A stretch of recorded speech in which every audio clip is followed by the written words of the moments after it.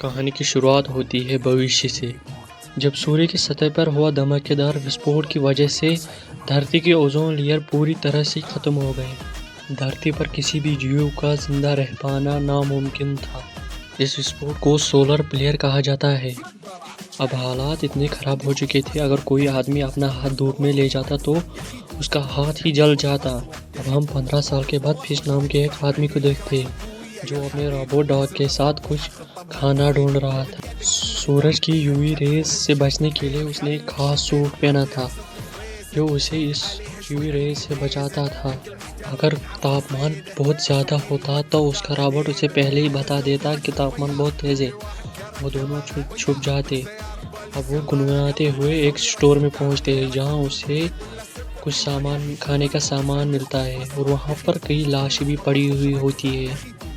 सामान ढूंढने के बाद वो दोनों बाहर निकलते हैं और इस बिल्डिंग पर निशान लगाते हैं ताकि जब भी वो यहाँ आए उन्हें पहले ही पता चल जाए इन्होंने ये बिल्डिंग खाली कर दिया है।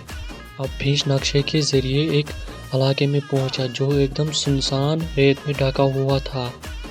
यहाँ पर न कोई आदमी था और न कोई जानवर। यहाँ पर बहुत सारी धूप थी और गाड़ियाँ भी बहुत सारी थी। अब फिश को अपने सूट से पता चला कि आगे बहुत बड़ा रेत का तूफान आ गया है। इसी हड़बड़ी में अब वो यहाँ से जल्दी निकलने की कोशिश करता है। वो कोई गाड़ियों को टक्कर मार देता है और यहाँ से भाग जाता है और अपनी लैब में पहुँच जाता है। अब ये दोनों ट्रक से उतर गए और अपनी लैब की तरफ बढ़ने लगे कि तेज़ तूफान उनकी ओर आ रहा था। ये बहुत जानलेवा तूफान था, लेकिन उसने अपने डॉग को पकड़ा और लैब में आ चुका था। खैर उसने अब दरवाज़ा बंद कर लिया और अपने सूट को भी अच्छे से ठीक कर लिया और अपने रोबोट डॉग को भी ठीक कर लिया। उसके बाद नहाने चला गया।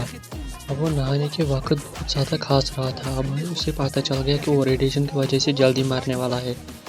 खैर अब वो नहाने के बाद अपने डॉग के पास जाता है।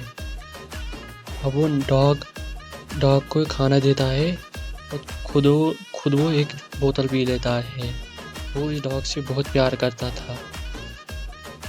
फिश के पास अब बहुत कम खाना बचा हुआ था और उसके पास बहुत कम समय भी बचा था।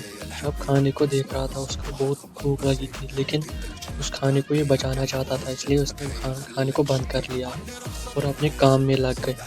दरअसल वो एक AI डॉग रोबोट बनाना चाहता था जो उसके मरने के बाद भी इस डॉग की हिफाजत कर सके। उसने एक रोबोट की मदद से बहुत सारी किताबें स्कैन करवाई और उनसे एक डॉग बनाया जो इंसानों की तरह हो।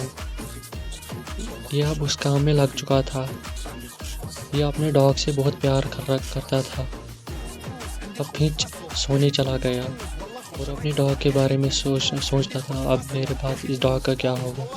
अगर आपको देखना है कि आगे इस कहानी में क्या हुआ तो कमेंट में पार्ट 2 लिखें और चैनल को सब्सक्राइब करें। इतनी मेहनत लगती है यार, सब्सक्राइब करना ज़रूरी है।